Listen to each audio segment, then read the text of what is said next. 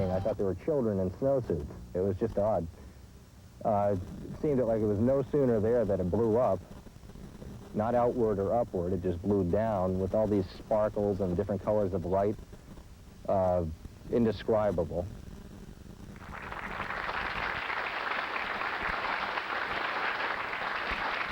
You may remember Stan Friedman from our first show on UFOs. He's a physicist who's convinced the government is sitting on tons of secret evidence. Also rejoining us is Phillip Klass, a former editor of Aviation Week and Space Technology.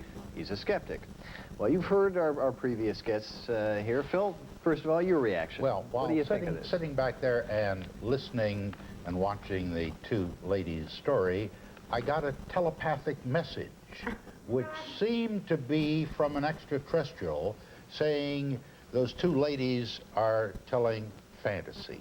Now, I don't know. It was a telepathic message I got. Well, let's assume that they're not lying, though. Because, I mean, if you're lying, then the whole show's over and we might not as well be here. So let's assume that they really do believe what they're saying. Well, that makes it more interesting. Many people believe, and I'm delighted that both the ladies, as I understand it, say they were not abducted, that they were sort of voluntarily entering into this. I find it interesting that 200 years ago in England, a number of ladies claimed that they went with the devil, that the devil would come to them in the middle of the night and that they would go dancing with the devil. And that was quite a popular folklore tale that ladies told 200 years ago.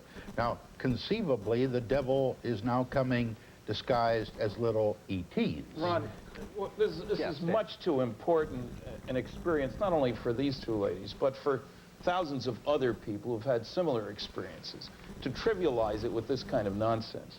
There are a number of professional people who have worked with abductees, including the person who has worked with Shari, people with PhDs and so forth who have many sessions with them. It's a fairly common experience. The difficulty is much the same as it was for people who were children who were sexually abused, say, 40 years ago, where nobody would believe you. And as a matter of fact, where you became, instead of the victim, the perpetrator of telling terrible things about people in your family doing terrible things to you, when in fact it was happening. I admire their courage in speaking out. Their stories are not unique. We have many such stories. And remember, there are many cases where more than one person has been abducted at the same time. 5 psychiatrists, at least, that one of the chief investigators has worked with have apparently been abducted, and police officers and lawyers and chemists. Now, fewer than 5% of these people even let their names be used, because the stigma, as you can imagine, is pretty tough to deal with. You brought up sexual abuse, and I wasn't going to get to it until later, but one of the theories involving abductions, and I don't mean to cap either of you two, involves the prevalence of sexual examinations, rectal probes, things like that. And one of the theories is that, in fact, since so many of these experiences seem to be recounted under hypnosis, that in fact what the abductees are recounting is childhood sexual abuse. This has been a theory that has been put forth. Remember that 25% of the abductees, at least that we know about, have recounted their stories without any hypnosis and without the extraction of ova and sperm and so forth. You've got a whole spectrum of experiences here. But you get people like a professor at University of North Dakota who was abducted with his son, who's gone public with it. He's never been hypnotized. For him, it was not an unpleasant experience. There are an awful lot of people telling the same stories. But you explain that the stories are different. Some find it pleasant, some find it unpleasant. That's the people. Some claim they were abducted, some saying they were going... Let's I think it's appropriate to interrupt, not to be rude, but... God forbid. God forbid. No. There's something I want to establish, because you use the word believe. You use the word believe frequently.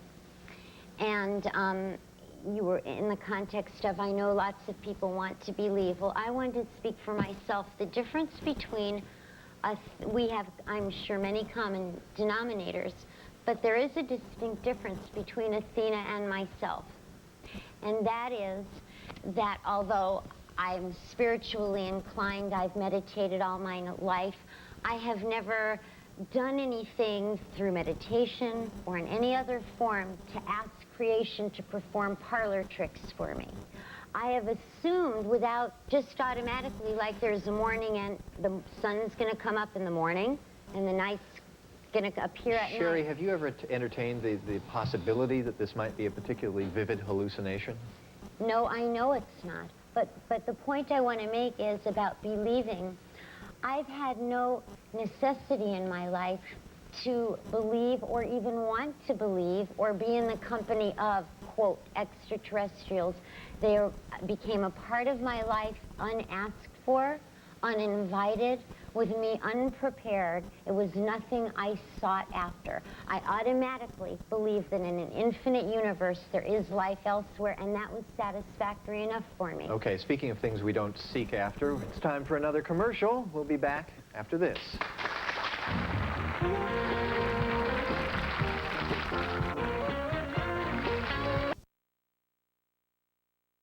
Check.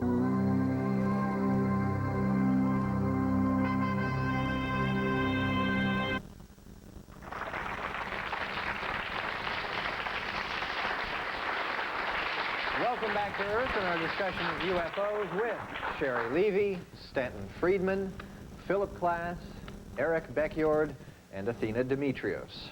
Athena, now, do I understand this correctly that you've actually had something implanted in your neck? Well, I'd like to back up. Now, I didn't think that I was going to talk about this, and I'm feeling a lot of different emotions because this came up. But you were talking about sexual abuse. Yes. Okay. I was very violently raped over 12 times. So I guess in one sense, maybe somehow that does tie in. I don't know. I would like to say this, though. I have worked really hard to heal that issue. And because I think when someone experiences anything like that, they become very, there's a sense of feeling fragmented yourself. I have worked extremely hard to heal that, and I have felt there's been such a beautiful healing because I've released myself from victimhood from it, and I don't see my encounters as being from a position of being a victim. And the encounters that I have been very loving for the greatest percentage, not all, and it's helped me to even achieve a greater sense of intimacy with the whole instead of feeling isolated or separated. It's filled me with a sense of awe of the human spirit and the many multiple ways that God, Goddess, whatever you want to call it, can express itself. And I think it's been for me an incredibly positive experience, which is, this is my truth. I'm not here to convince anybody, but it's, you know, it's only my truth. Do you understand how the powerful emotions involved with sexual abuse, particularly in childhood, could perhaps manifest themselves in this sort of a vision experience? Well, I would suppose so. Under certain circumstances, I don't feel that in my case at all, because I've walked through a lot of doorways and have purposely walked through a lot of pain to heal. So All right, I don't feel that it's... Okay, well, let's get back to the implant. Am I correct in... No, I didn't say I had an implant. Okay, somebody I just said told me you did. No, I just said that one night I felt a hand on my forehead. And it was around 3 o'clock in the morning. I got up, the dogs were barking, and a lot of animals a lot of times will go kind of crazy at that point in time. And I looked outside, and I didn't see anything. I went back to bed, but I had a feeling, and I felt a hand on my forehead, and that was in the middle of the night. Implants are important in this discussion. That's true. Yeah, That's Eric? true. Now, there's a psychiatrist or psychologist named Dr. Leo Sprinkle, who's with the University of Wyoming, and he does a tremendous amount of work with contactees and abductees. And he has found, I understand, that sexual abuse is not necessarily a big factor with those people. Now, one thing you have to ask yourself is, what is the motive? Medical doctor or He is a psychologist. Psychologist. Counseling. He's a PhD in psychology. Okay. And get he's the with the credentials, psychology. great. He's with the psychology department of the University of Wyoming at Laramie, and he actually runs a convention every year for contactees. He hypnotizes a lot of He people. regresses some of them. Yeah. Does that invalidate, to you, does that invalidate some of the claims? The point is that hypnosis? hypnosis is not a magic road to the truth, as I'm sure Eric will acknowledge. In other words, people can lie, or they can what's called confabulate. In other words, fill in memories that they don't really have. The hypnotist says, describe the person who mugged you. And if they don't really remember, they will try to unconsciously invent or confabulate. It depends on the question and how the question is stated. Well, it does. And if you state the question the way he's doing it, you're going to be leading. Abductees are well aware of the difficulties of confabulation. I've just spent considerable time with a man in Missouri who's worked with 50-some abductees. I've watched him in action, and one of the neat things he does is see if people will be led. Somebody's talking about a cattle mutilation, for example, and I was there when this happened. He said, oh, there must have been a lot of blood. And the response was not, oh, yes. It was, no, there wasn't any blood. That was one of the strange things. So there are certainly difficulties with hypnosis, not in the hands of a skilled person, as with anything else. Okay. But the people who do this know what they're doing, most of them. All right, What do you digressing a little bit here, I want to What do you do when you find marks on your legs and scoops? I don't have them.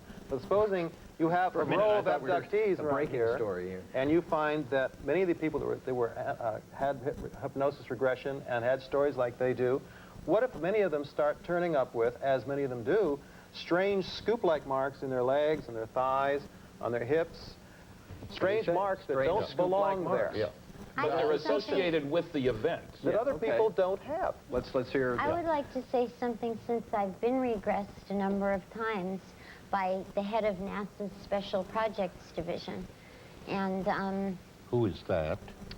Dr. Richard Haynes. Dr. Richard Haynes is not head of their special project. Former He head is of. now retired. No. Let's hear what she has to retired, say. and I had not expected to reveal his name on this show, but he's That's all right. Go ahead. encouraged me to Go ahead. come forward, so I think I would have his permission. Come forward Okay, now. I'd never been hypnotized in my life until this man hypnotized me. And as far as what you call confabulation, which I'm sure that's a valid constituent in the whole picture, I know, having experienced it at least a dozen times, time regression hypnosis, when you're taken back in time to an encounter and you're experiencing what they call missing time, a period of amnesia where you can't account for what's happening. In my case, I simply shut down. I did not, the same amnesia that I experienced during the encounter was present hypnosis, and I know Dr. sat to the side and just rode it out until I could come forward to what I could then next recall. Do either of you have any scars or marks as a result of your encounters? I have one here. I know. That was a motorcycle, I believe, wasn't it? Yeah, there have been numerous implants. One of the tricky things here about the physical evidence and details of these things is that half a dozen of the more busy investigators of these cases have intentionally withheld little details that aren't in their books, that they don't say on television, even to you. And where that serves as a benchmark, if somebody else comes up with the same little detail, then you know they didn't get it from the book, the television, etc. And these kinds of things turn up all the time. One of the other things that's important is one of the PhD theses dealing with this matter, a man collected 300 abduction cases and looked at the sequence. And there's a great consistency of sequence of events. Not all things happen to all abductees, but when they do happen, they're in the same sequence. And again, it's very hard to imagine that being connected with something that isn't real. Yeah. Okay. We'll be back with more about extraterrestrials after this.